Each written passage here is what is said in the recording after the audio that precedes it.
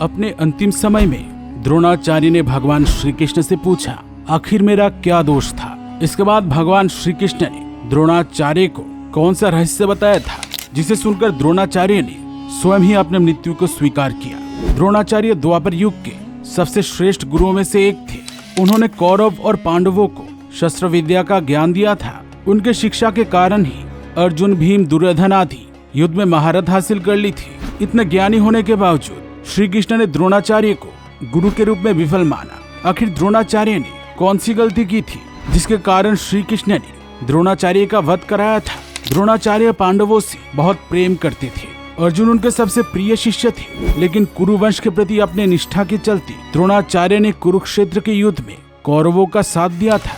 युद्ध के दौरान पांडव छल से पितामह भीष्म का वध कर देते हैं। इसके बाद द्रोणाचार्य कौरवों के सेनापति बने थे। उनके रणनीति के चलते कौरव पांडवों का भारी विध्वंस कर रहे थे। युद्ध के दौरान उन्होंने जो चक्रव्यूह बनाया था, उसमें फंसकर ही वीर अभिमन्यु की मृत्यु हुई थी। कुरुक्षेत्र में जब किसी भी तरह पांडव द्रोणाचार्य को परास्त नहीं कर पाए, तब उन्होंने एक झूठी खबर फैला दी कि द्रोणाचार्य के पुत्र अश्वत्थामा मारा गया है। द्रोणाचार्य ने जब ये सुना, तब उन्हें इस बात पर विश्वास नहीं हुआ, क्योंकि वो जानते थे कि उनके पुत्र अश्वत्थामा कितने शक्तिशाली और पराक्रमी योद्धा थे। बाद में धर्मराज युधिष्ठिर द्रोणाचार्य के पास जाकर अश्वत्थामा की मौत की झूठी खबर सुनाई थी, और तब धृष्टद्युम्न ने छल से द्रोणाचार्य का वध कर दिया। लेकिन अपने मृत्यु से पहले द्रोणाचार्य ने भगवान श्री कृष्ण से कुछ ऐसे सवाल किए थे जिनका जवाब बहुत ही कठिन था।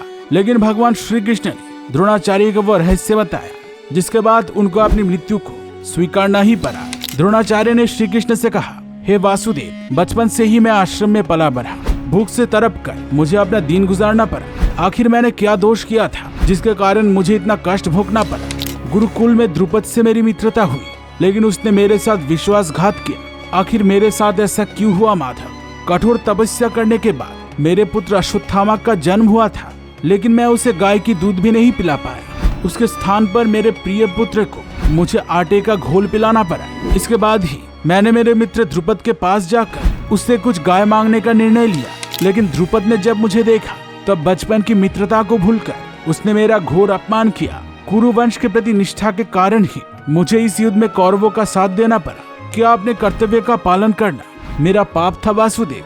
द्रोणाचार्य की इन बातों को सुनकर भगवान श्री कृष्ण ने कहा, गुरु द्रोण, गरीबी तो बहुत लोग देखते हैं। जब एक शिशु का जन्म होता है, तब से वो निर्धन होता है। अगर किसी को धन की आवश्यकता है, तो उसे इसके लिए परिश्रम और संघर्ष करना पड़ता है। धन के लिए धैर्य के साथ मेहनत करना जरूरी है।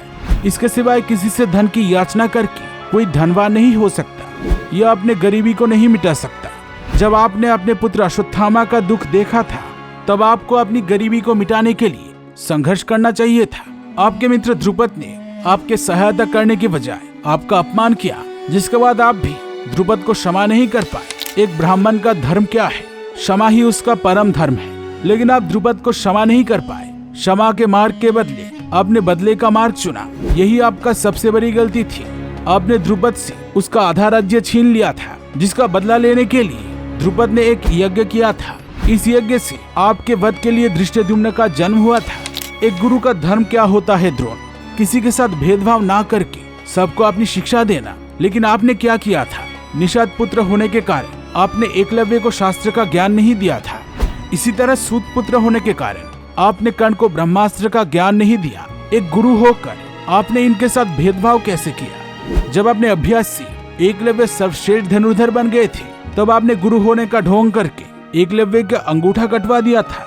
एक गुरु होकर आपने कैसे ये घोर पाप किया था द्रोणाचार्य? एक गुरु के तौर पर आपने कौरवों को सिर्फ युद्ध की शिक्षा दी। आप उनके चरित्र का निर्माण करना भूल गए। आपका पुत्र अश्वत्थामा अधर में दुर्योधन का परम मित्र बन गया।